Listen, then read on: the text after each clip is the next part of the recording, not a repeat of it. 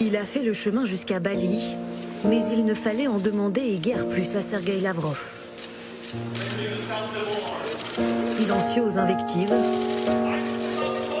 le ministre russe des Affaires étrangères claque la porte d'une réunion avec ses homologues du G20 lorsqu'il est question de la guerre en Ukraine. Dès qu'il a terminé son discours, il est parti. Ce n'est pas la manière la plus constructive de participer à ce G20. C'est de la russophobie enragée que nos collègues pratiquent. Au lieu de trouver un terrain d'entente sur les questions clés de l'économie mondiale et des finances, raison pour lesquelles le G20 a été créé. La diplomatie sur un fil. Et dans le même temps, de nouvelles menaces de Vladimir Poutine. Alors que les pays occidentaux ont accéléré ces dernières semaines les livraisons d'armes à Kiev, le chef du Kremlin met en garde ceux qui voudraient défier la Russie. Aujourd'hui, nous entendons qu'ils veulent nous vaincre sur le champ de bataille. Que dire? Qu'ils essaient. Nous avons plusieurs fois entendu que l'Occident voulait nous combattre jusqu'au dernier Ukrainien. C'est une tragédie pour le peuple ukrainien. Mais il semble que tout se dirige dans cette direction. Chacun doit savoir que nous n'avons pas encore commencé les choses sérieuses. Sur le terrain, les combats sont toujours aussi intenses. Dimanche 3 juillet, l'armée ukrainienne battue se retire de la ville de Lysychansk. La région de Louhansk est vaincue. Moscou se concentre désormais sur celle de Donetsk. Samedi soir, la ville de Tchassiv Yar, 12 000 habitants, a été la cible d'une frappe russe. Cet immeuble d'habitation a été éventré. Le bilan s'établit pour l'instant à 26 morts. À 10 ou 11 heures du soir, j'étais dans la chambre.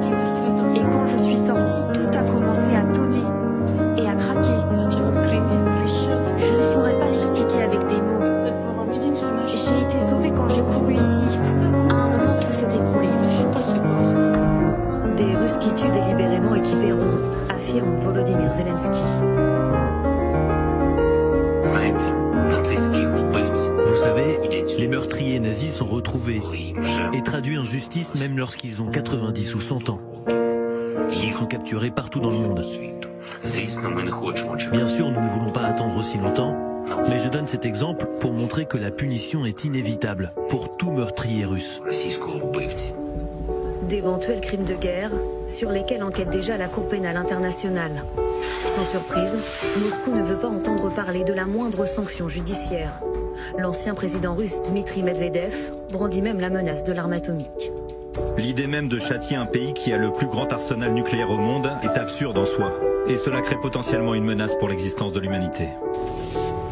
Une guerre qui tue, mais aussi qui affame. Sur ces photos dévoilées vendredi, des champs de céréales brûlés par les Russes accusent Kiev.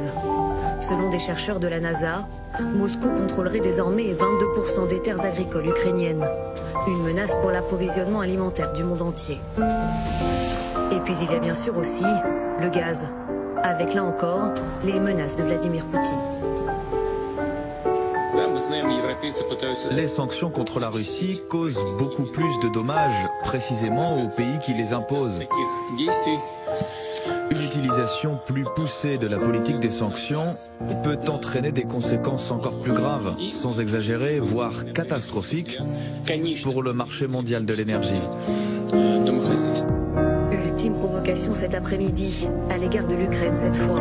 Le chef du Kremlin annonce faciliter l'obtention de la nationalité russe, non plus seulement pour les habitants des régions séparatistes, mais pour tous les Ukrainiens.